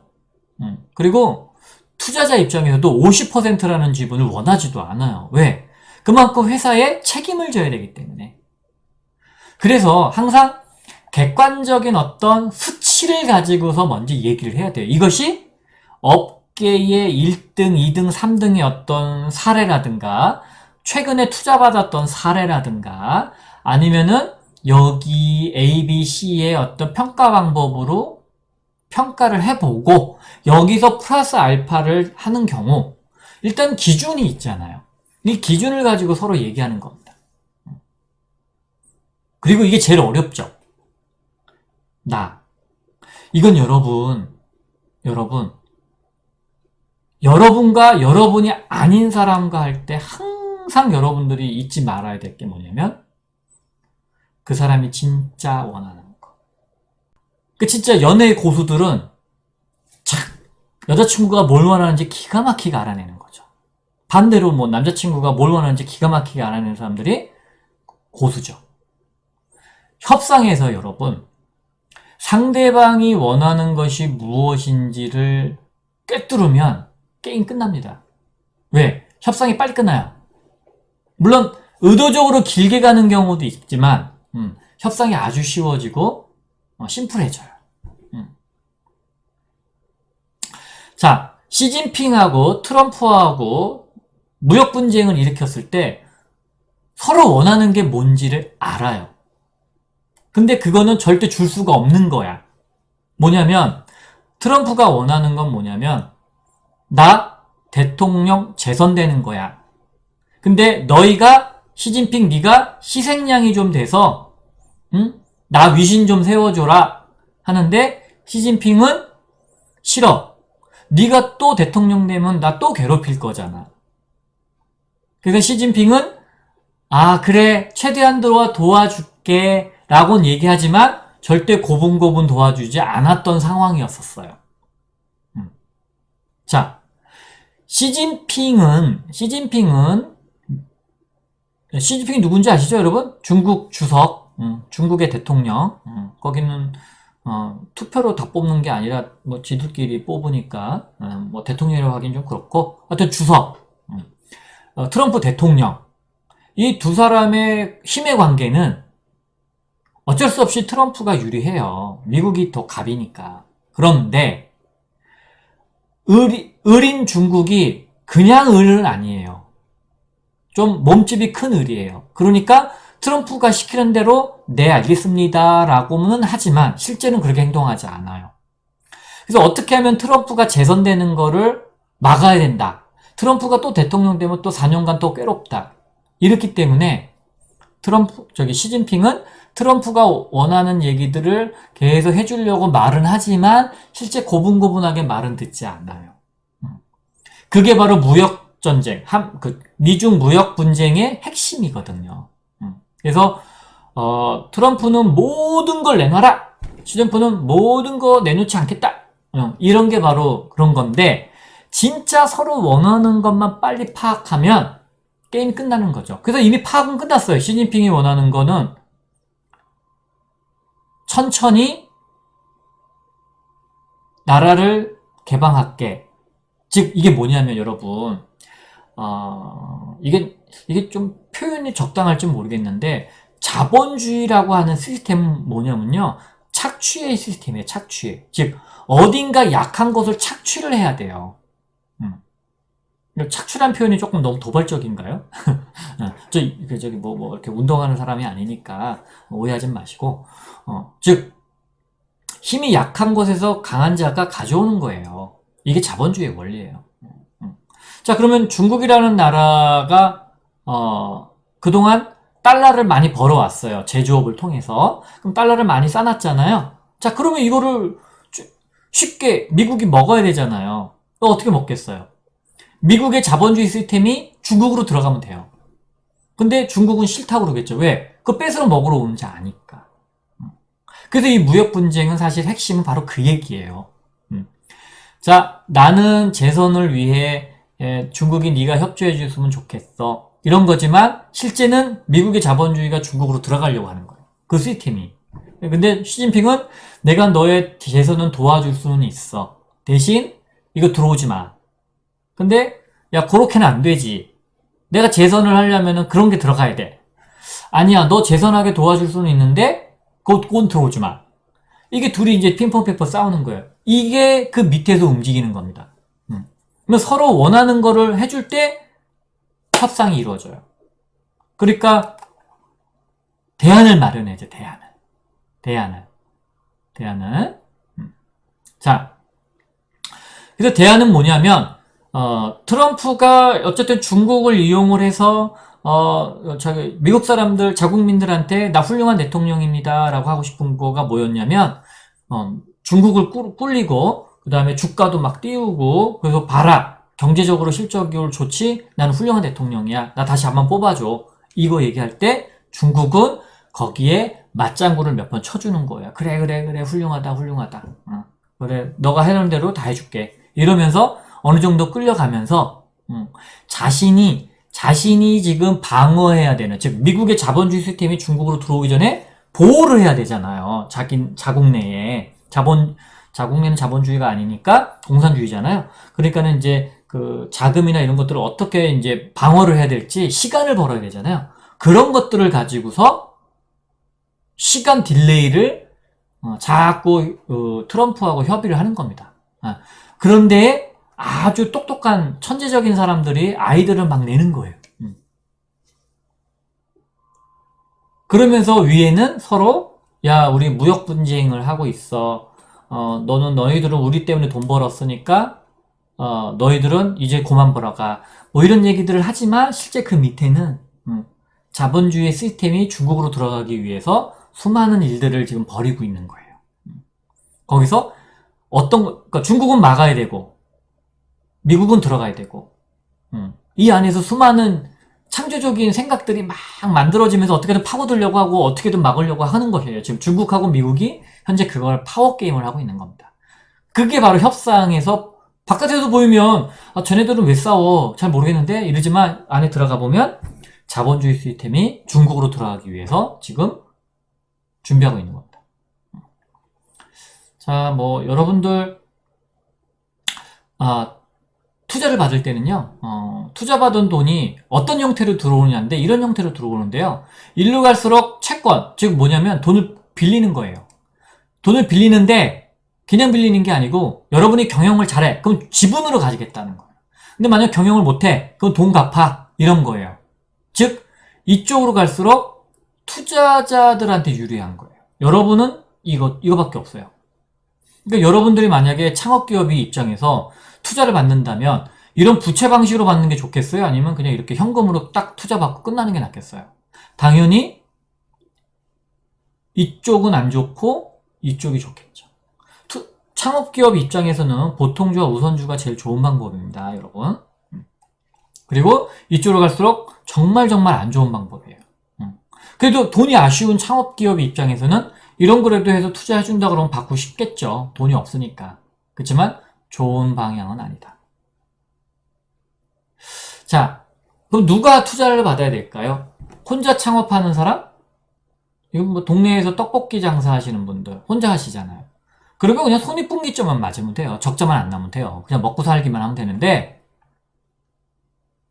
스타트업들, 즉 빠르게 성장하는, 이 성장의 속도는 3년 이내에 10배에서 100배씩 클 수만 있다면 이런 기업들한테 투자를 해주고 이런 기업들이 투자를 받아야 돼요. 그리고 고용 유발 효과도 크죠. 그러니까 여러분들이 이런 사업을 할 거냐, 나는 혼자, 저는 이런 사람이에요, 여러분. 저는 큰 기업을 키우는 게 아니고 저는 혼자서 이렇게 강의하고 뭐 이런 사람이다 보니까 그냥 먹고 살만 하면 돼요. 물론 이거 욕심이 안 나는 건 아니지만 옛날에 욕심냈다가 한번 혼났죠. 쉬운 게 아니더라고요. 팀빌딩도 일단 안 됩니다, 잘. 근데 만약에 여러분들이 창업을 한다 그러면 이런 거냐 구분을 하셔서, 이런 스타트업이다 그러면 투자에 대한 생각을 반드시 갖고 계셔야 돼요. 자, 사업계획서를 쓰는 이유는 여러분 오해하시면 안 돼요. 여러분 스스로를 자아 비판을 하셔야 됩니다. 왜 자아 비판을 해야 되냐면, 여러분들이 경쟁하는 어떤 제품이나 기술이라든가 뭐 이런 것들은 얼마든지 분석이 가능한데 다들 자기 자신을 분석을 안 해요. 그러니까 전쟁이 나서 싸우면 지는 거예요. 그런데 여러분이 자기 자신을 잘 파악을 해. 나의 약점이 뭔지를 알아. 그걸 보완을 해. 그럼 여러분 절대 망하지는 않습니다. 자, 그래서 사업계획서는 사업의 계획이 타당한가를 보는 건데, 여러분이 이걸 스스로 판단할 수가 없다면 이런 거를 판단해 줄 수 있는 사람들을 찾아가서 조언을 구해야죠. 그죠? 그러니까 투자자가 될 분들 혹은 기업을 경영하신 분들한테 여러분들이 찾아가서 제 아이디어를 한번 봐주십시오라고 해야 되는 겁니다. 여러분이 직장인이라면 장점만 극대화하시면 돼요. 영어 잘하는 사람은 영어만 잘하면 돼요. 영업 잘하는 사람은 영업만 잘하면 되고, 개발 잘하는 사람은 개발만 잘하면 되는데, 사업은 단점을 보완하지 않으면 망합니다. 여러분이 영업을 못해. 나 연구만 잘해. 그럼 연구만 해. 그럼 영업이 안 돼. 그럼 그 기업 살아남을 수 있을까요? 안 되죠. 나 영업만 잘해. 연구 개발을 안 해. 살아남을 수 있을까요? 살아남지 않아요. 그래서 사업은요, 단점을 보완해가는 게임이에요. 그래서 사업계획서 쓸 때는 나의 장점은 뭐고 나의 단점은 무엇인지 보셔야 됩니다. 자, 여러분들이 사업계획서 쓸 때는 주로 남이 봐요. 남이. 응? 투자자가 본다든가, 은행 대출해 주신 분이 본다든가, 정부 지원금 받을 때 심사위원들이 본다든가 할 때 항상 남이 봐요. 남이. 근데 저는 여러분한테 드리고 싶은 말씀이 뭐냐면, 여러분들이 혼자든 혹은 팀빌딩을 하던 간에 여러분의 장점 말고 단점은 어떻게 보완할 것인지, 그거에 대한 대안을 세우시라는 거예요. 대안. 그래서 여러분들 스스로를 돌아보셔야 돼요. 창업 사업 계획서를 써볼 때 여러분 자신을 돌아볼 수 있는 기회가 되는 건데, 다들 이걸 잘 안 하세요. 그럼 남 보여주는 얘기만 써. 그러니까 실제 자기 본 사업이 잘 안 되죠. 그 다음에 여러분, 이거 조금 여러분들이 이해하기가 쉬울지는 잘 모르겠는데, 여러분이 하려고 하는 아이템에 그 업종에 경험이 좀 있으셔야 돼요. 제가 회사 다녔을 때는 전기전자를 해서, 지문인식도 전기전자니까 업의 개념이 같을 수는 있긴 한데요. 정말 다릅니다. 제가 회사에서 LCD, 디스플레이나 공부하고 있다가, 연구 개발하고 있다가 지문인식으로 가니까 너무 동네가 다른 데예요. 제가 아는 사람도 없고 거기에 무슨 어떤 기술을 깊이 알고 있는 것도 아니다 보니까 고생을 많이 했습니다. 고생을 많이 한다는 건 뭐냐면 수업료를 많이 내요. 그러니까 돈을 많이 날렸다는 얘기죠. 그리고 좀 알만할 때쯤 되면 저는 이미 경쟁에서 져 있어요. 자, 사업계획서를 어쨌든 여러분 작성하고 나서 이 세 가지 관점으로 보셔야 됩니다. 이 세 가지의 관점은 여기 써 있어요. 근데 오늘 사업계획서 얘기할 거 아니니까 이 얘기는 안 할 겁니다. 그냥 한번 읽어봐 주시면 좋을 것 같아요. 자, 비즈니스 모델입니다.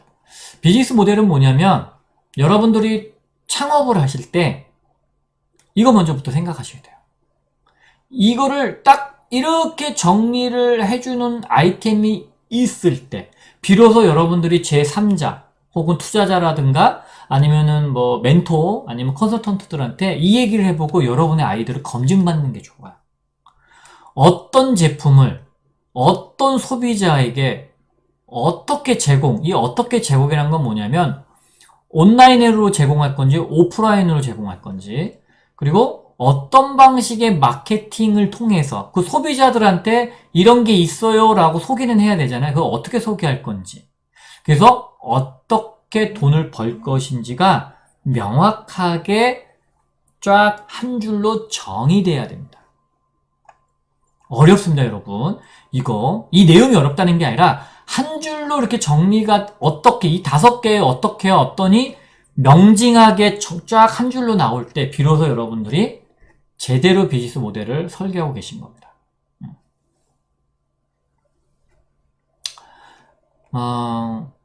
이거는 조금 넘어갈게요. 자, 여러분, 기본적으로 사업계획서를 쓰는 가장 손쉬운 방법은 뭐냐면 요 링 캠퍼스라고 하는 방법인데요.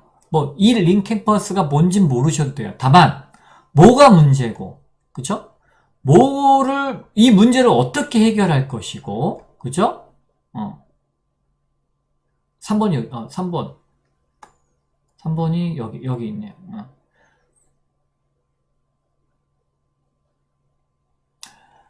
이 문제를 어떻게 해결할 것이고, 그죠? 그 다음에 이것이 어떤 차별화가 있는지, 3번이 차별화입니다. 차별화가 있는지, 그리고 어떻게 해서 경쟁 우위를 가질 수 있는지, 그리고 비용은 얼마나 들고, 고객들한테 어떠한 메시지입니다, 여러분. 이 핵심 가치라는 건 메시지예요. 우리의 제품은 무엇을 추구합니다. 우리 회사는 무엇을 추구합니다라고 하는 메시지를 지속적으로 전달을 어떤 방식으로 할 거냐를 규정하는 겁니다. 8가지예요, 8가지. 그죠? 8가지. 이 8가지를 투자사업계획서에도 옮기는 거예요. 우리 정부 지원은 지금 설명드릴 게 아니니까. 근데 정부 지원금도요, 여러분 이렇게 나열해놓고 보면 다 이렇게 맞습니다. 그래서 일부러 이렇게 해놓은 거예요. 다만 투자 때는 요 9, 10, 11, 12번이 추가로 들어갑니다. 요 12번은 좀 이따 나올 거예요. 그래서 링캠퍼스를 기반으로 해서 정부지원사업계획서라든가 투자사업계획서를 쓸 수 있다. 그 얘기를 말씀드리고 싶어서 여기서 언급을 해드린 겁니다. 여기 나오죠. 투자자용 사업계획서는요, 보통 1번부터 7번은 우리가 처음 만난 사람한테 내 아이템을 설명할 때 이렇게 설명만 하면 돼요. 그런데 투자자들한테는 8, 9, 10, 11, 12를 설명이 돼야 돼요. 그렇지 않으면 투자자가 판단할 수가 없는 거죠. 그죠? 그래서 많은 투자자들이 1번부터 7번만 받고 8, 9, 10, 11, 12 없나요? 물어보면 창업자들도 내 생각 안 해봤는데요. 이렇게 얘기를 많이 해요. 그러면 이거 준비해서 창업자 찾아가는 데까지 시간이 또 몇 달 걸립니다. 그러니까 미리 이거를 생각해 놓고 투자자를 만나러 가야 돼요. 그것도 객관적으로 정량화해서 계획서, 시간에 따라서 어떻게 하겠다. 자, 여러분들 투자라고 하면 아까 그냥 일반 개인형 엔젤 투자자 혹은 법인형 엔젤 투자자 이렇게 투자자가 있는데 사실 국가도 있어요. 국가도 나라에서 엔젤 투자 매칭 펀드라고 하는 제도를 만들었어요. 기억나시죠? 혹시? 그 아까 보여드렸던 개인형 엔젤 투자자 혹은 법인형 엔젤 투자, 그 엔젤 투자자라고 하는 사람들이 여러분 회사에다가 투자를 하면 국가에서 만들어 놓은 이런 펀드가 있어요. 돈을 마련해 놨고, 그렇게 엔젤 투자자가 여러분 기업에 투자를 해주면 국가가 같이 이 기업에 매칭을 해줘요. 즉, 투자자가 여러분 회사에다가 1억 투자하면 국가도 똑같이 1억을 투자해줘요. 좋죠? 그래서 이런 형태로 투자를 해주고 있어요. 최대 6억 원까지. 그러면 여러분들이 6억을 투자자한테 투자받을 때 나라에서 똑같이 6억을 투자해줘요. 그럼 총 얼마 생겨요? 12억. 그쵸? 그러니까 지금 이렇게 돈들이 많아요, 여러분. 구하기가 너무 쉬워요. 중요한 건 뭐다? 여러분들이 창업할 준비가 되어 있느냐만 보시면 돼요. 그건 아까 말씀드렸죠. 고객, 시장, 팀빌딩. 이 3가지만 하시면 됩니다. 이걸 한번 그냥 읽어보시고. 자, 투자자들은 투자의 기준이 이거예요. 2명 이상 창업해야 되고, 밸류에이션이 높은, 그러니까 가치가 높은 기업 당연하겠죠. 그래야 투자를 했을 때 돈을 많이 벌 수 있잖아요. 그리고 창업자들의 어떤 지분 구조가 7대3이나 8대2로 구성이 될 때, 이건 무슨 뜻이냐면 2명이 있던 2명 이상이 있던 간에 최소 1명이 7 혹은 8 이상을 갖고 나머지가 3에서 2를 나눠 갖고 있어야 된다. 그러면 보통 이런 얘기들 많이 해요. 그러면 다 1명 빼놓고 나머지가 삐지면 어떡해요? 어쩔 수 없어요. 삐지더라도 설득을 하셔야 됩니다. 왜? 이런 구조가 안 되면 투자자들이 투자하기가 어려워요. 제가 실례로 5명이 공동 창업자인 기업에 투자해 본 적이 있는데 5명한테 설득을 할 때 문제가 뭐냐면 다 20%씩 갖고 있으니까 3명이 모이면 결정을 할 수는 있는데 2명이 모이면 결정이 안 되고 혹은 5명을 다 만나서 합의를 보기 전까지는 3명을 만나든 4명을 만나든 자꾸 변해요. 왜? 다 20%씩 밖에 안 갖고 있으니까 어떨 때는 60% 됐다가 어떨 때는 40% 됐다가 결정이 안 나는 거예요. 그래서 7이나 8을 갖고 있으면은 완벽하게 한 명이 투자자들하고 협의가 되고 결정이 되면 그냥 진행이 될 수 있다는 거죠. 그러니까 의사결정 구조가 심플하기 때문에 7, 8을 원하는 겁니다. 2명이라고 2분의 1씩 갖고 있으면 결정이 안 나죠. 이걸 한번 읽어보시면 될 것 같고 이것도 넘어갈게요. 자, 이제 마무리를 할게요. 여러분, 크라우드 펀딩 들어보셨나요? 크라우드 펀딩? 크라우드 펀딩은 별거 없어요. 많은 사람들과 온라인에서 소액으로 투자받는 겁니다. 그 투자를 어떻게 받냐면, 여러분들이 돈을 미리 그 기업에다가 주고 제품과 서비스로 받는 방면이 있고요. 하나는 진짜, 자본으로 넣어줘서, 주식으로 받는, 증권으로 받는 방법 2가지가 있어요. 이게 거의 크라우드 펀딩의 대표적인 것이고, 이거는 조금 일부분이죠. 한 10% 되려나? 전체 한 90% 이상이 리워드형입니다. 그러니까 여러분, 이것도 투자잖아요. 크라우드 펀딩도. 그러니까 돈을 미리 들였는데 이 회사가 망할 수도 있어요. 그럼 제품 못 받아요. 그리고 물론 투자했는데 주식은 받아도 그 회사가 망할 수도 있죠. 똑같은 겁니다. 그래서 여러분들이 혹시 와디지 아실 텐데 그 와디지 같은 데서 하는 방법이고요. 자, IR은 짧게 3분 안에 발표하는 걸 IR이라고 하는데 여러분들이 아까 보여드렸죠? 1번부터 7번까지는 그냥 IR 하면 되고요. 8번부터 그 뒤에 있는 지분이라든가 어떤 사용처라든가 이런 것들은 미팅을 통해서 해결하시면 돼요. 한번 읽어보시면 되고. 자, 이제 한번 정리를 해볼게요. 여러분, 창업과 투자는요, 버티는 사람이 유리합니다. 자, 창업은 오래 버티려면 어떻게 해야 돼요? 돈이 있어야겠죠. 그럼 투자를 받아오든가, 투자를 받지 않으면 매출을 내던가 하면 오래 버틸 수 있습니다. 그죠? 물론 오래 버티는 것만이 능사는 아니에요. 우리가 원래 목적으로 했었던 방식에 대해서 아까 기억나세요? 마일스톤, 즉 우리가 타임 계획을 세워가지고 어디까지 해보고 우리가 생각했던 것보다 아니면은 적자라고 하는 부분도 말씀드렸죠. 예. 그렇게 하셔도 상관없고요. 우리가 매출 나면 한번 가보자. 그럴 수도 있는 거죠. 자, 투자자하고 창업기업하고의 관계. 오래 버티는 사람이 유리하다. 이게 뭐냐면 급한 사람들이 덥석 물게 돼 있어요. 예를 들어서 투자자가 우리 지분 20% 주세요. 그럼 여러분들 돈이 많아. 안 돼요. 우리 10% 정도 생각하고요. 20%는 못 줘요. 우리 자금 여유 있어요. 그러면 버티면 돼요. 근데 여러분 돈이 없어. 네, 알겠습니다. 20% 드릴게요. 이러고서 여러분들이 못 버텨서 그 조건을 받아들일 수밖에 없는 거죠. 결국 버티는 사람이 강한 겁니다. 자, 오늘 강의는요, 여러분, 제가 제 유튜브 채널로 공개를 하고 있다 보니까 제 유튜브 채널의 형태를 띄긴 띄었어요. 그러나 건국대학교 글로벌 캠퍼스 재학생을 위한 강의였다는 사실을 다시 한번 말씀드리고요. 혹시 제 강의 들으신 분들 중에 궁금하신 사항들은 여기로 보내주시면은 제가 회신 드릴게요. 유익하셨다면 좋아요, 구독 부탁드리겠습니다. 감사합니다.